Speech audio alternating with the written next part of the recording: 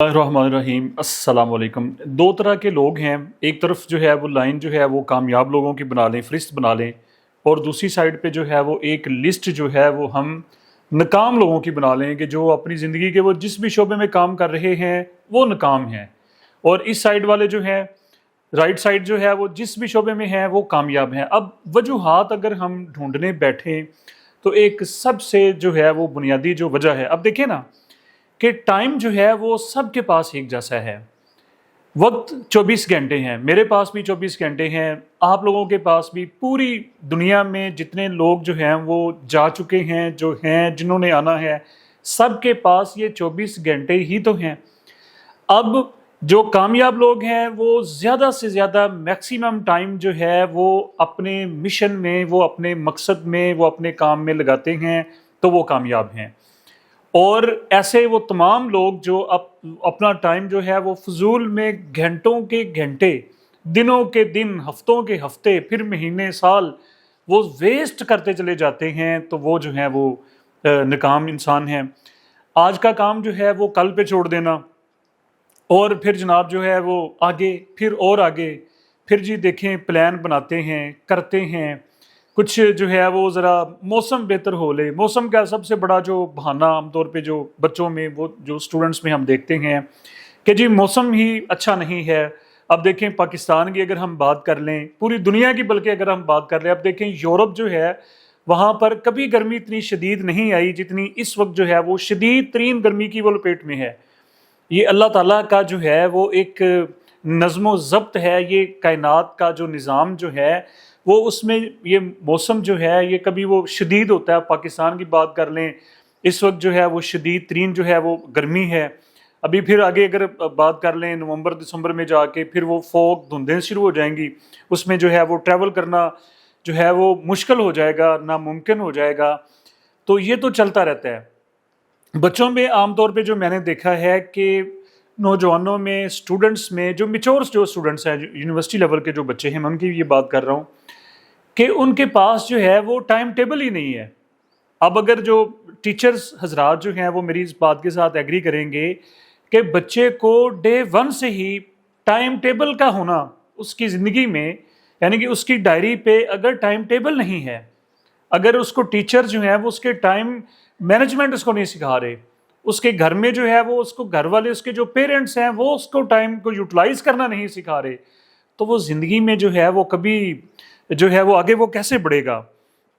اب دیکھیں ہم کوئی بھی جو زندگی میں جو ہم کام کرتے ہیں، اب فرض کر لیجئے کہ سب سے پہلے اگر کوئی شادی کا ایک پروگرام ہم بنا لیتے ہیں، کوئی شادی کسی کی جو ہے وہ رکھ لیتے ہیں، تو سب سے پہلا جو کام کیا جاتا ہے وہ بھائی اس کا شیڈیول بنایا جاتا ہے کہ فلان ٹائم پہ یہ والا جو ہے وہ فنکشن ہوگا اور فلان ٹائم پہ یہ والا فنکشن ہوگا۔ اگر کسی کوئی بھی کام ہے زندگی کا، اگر اس میں ٹائم مینجمنٹ نہیں ہے، اگر اس میں ایک شیڈیول نہیں ہے، وہ کسی ایک پلان کے تحت نہیں ہے، تو پھر جو ہے وہ ناکامی ہے۔ اب دیکھیں ایک جو اسٹوڈنٹ جو ہے اس کی زندگی میں 3 چیزیں بہت اہم ہیں۔ سب سے پہلے جو ہے وہ اس کی ایجوکیشن ہے، اور اس کے بعد جو ہے وہ اس کے لیے پراپر جو ہے وہ ریسٹ، اور پھر سپورٹس۔ یعنی کہ اگر یہ تینوں چیزیں جو ہیں وہ اپنے بیلنس میں ہیں، اب اگر اسٹڈی جو ہے اس کو ہم 24 گھنٹے ہیں تو پراپر ٹائم اگر ہم اس کو دے رہے ہیں، اس کے اوپر جو ہے وہ ہم فوکس کر رہے ہیں تو بڑی اچھی بات ہے۔ اور جو ریسٹ ہے، اگر اسٹڈی کو ہم جناب 20 گھنٹوں کے اوپر لے جائیں اور ریسٹ ہی نہ کریں، یا اگر ہم سوتے ہی رہیں اور جناب جو ہے وہ اسٹڈی نہ کریں، اور پھر ان دونوں چیزوں کو جو ہے وہ مینٹین کرنے کے لیے، یعنی کہ اچھی ایجوکیشن کو اور اپنی جو فزیکل جو فٹنس ہے اس کو مینٹین کرنے کے لیے جو ہے وہ پوری دنیا جو ہے وہ سہارا لیتی ہے سپورٹس کا۔ گیم کی جو امپورٹنس ہے وہ تو ہم سمجھتے ہیں کہ کالجز میں، پھر جناب ایک اسکولنگ سے لے کے یونیورسٹی لیول تک جو ہے وہ باقاعدہ سپورٹس کی جو ٹیمیں کیوں بنائی جاتی ہیں، اینول سپورٹس جو ہیں وہ ڈیز کیوں بنائے جاتے ہیں، وہ پورا کیونکہ فزیکل فٹنس اگر ہے تو ہم ایک کامیاب انسان ہے۔ اگر ہم فزیکلی جو ہے وہ ایکٹیو ہی نہیں ہے تو پھر جو ہے وہ ہم اس طرح سے ہماری نہ پڑھنے کی، نہ ہماری جو ہے وہ آگے بڑھنے کی، یا جس بھی فیلڈ میں ہیں ہمارا آؤٹ پٹ وہ نہیں ہو سکتا اگر ہم فزیکلی جو ہے وہ ایکٹیو نہیں ہیں۔ اور فزیکل فٹنس کا سب سے بہترین ذریعہ جو ہے وہ اپنی پسندیدہ گیم ہے. اگر ایسے بچے یا ایسے نوجوان جو میری بات سن رہے ہیں اور ان کی لائف میں ابھی تک جو ہے وہ کوئی گیم ہی نہیں ہے، تو بھائی فوری طور پہ کوئی سپورٹس جو ہیں وہ اپنی سٹارٹ کریں. کرکٹ ہے، فٹ بال ہے، والی بال ہے، کچھ بھی جو ہے وہ جو فزیکل فٹنس جو ہے اس کے لیے ہماری گیم کا ہونا جو ہے ضروری ہے. اور میں تو یہ سمجھتا ہوں کہ یہ جم جانے سے بھی ضروری ہے. اگر ایک جو نوجوان جو ہے بجائے جم کے وہ اپنی سپورٹس کر رہا ہے تو وہ اس کو اور کوئی مسئلہ نہیں ہوگا. یعنی کہ اب ایک بہت بڑا ایک سوال ہے، یہ جو ساری چیزیں میں نے آپ لوگوں کے سامنے رکھی، اس میں ہمیں ایک چیز نظر آ رہی ہے اور وہ ہے سستی. ہم دیکھتے ہیں نا کہ ہماری انسان کی ایک جس طرح سے وہ ایک چیز ہمیں ہمارے اندر ہے کہ اچھا یار کل کر لیں گے یہ والا کام، یہ اسائنمنٹ ہم کل بنا لیں، کل آتا ہے اچھا یار کوئی بات نہیں کل صحیح یار. اور بعض دفعہ یہ ہوتا ہے ہم نے ایڈمیشن بھرنا ہوتا ہے اپنا، اچھا یار کل کر لیں گے کل، اور وہ لاسٹ ڈیٹ. اب دیکھیں کبھی جو یونیورسٹیوں کے ایڈمیشن جاتے ہیں تو بینکوں کے سامنے لاسٹ ڈیٹ جو ہوتی ہے اس دن لائنیں بنی ہوتی ہیں. اس کی وجہ کیا ہے؟ سستی کا کیا علاج ہے؟ سستی کو ہم اپنی لائف سے کیسے ختم کر سکتے ہیں، یا چلے ختم نہیں تو اس کو منیمائز کر دیں، کم کر دیں. اس کی وجہ یہ ہے، ایک بہت بڑا جو ہے وہ موٹیویشنل اسپیکر امریکن، آپ اگر دیکھیں اس پہ یوٹیوب پہ جا کے تو اس کی بہت ساری ویڈیوز، بلکہ اگر دنیا میں کہا جاتا ہے کہ اس وقت جو نمبر 1 پہ ہے وہ ٹونی روبن کی میں بات کر رہا ہوں. تو اس کا ایک جملہ جو ہے وہ میں آپ لوگوں کے سامنے رکھنا چاہتا ہوں کہ جن لوگوں کے مقصد، آپ دل سے سن لیں ذرا، کہ ایسے لوگ کہ جن کے مقصد چھوٹے ہوتے ہیں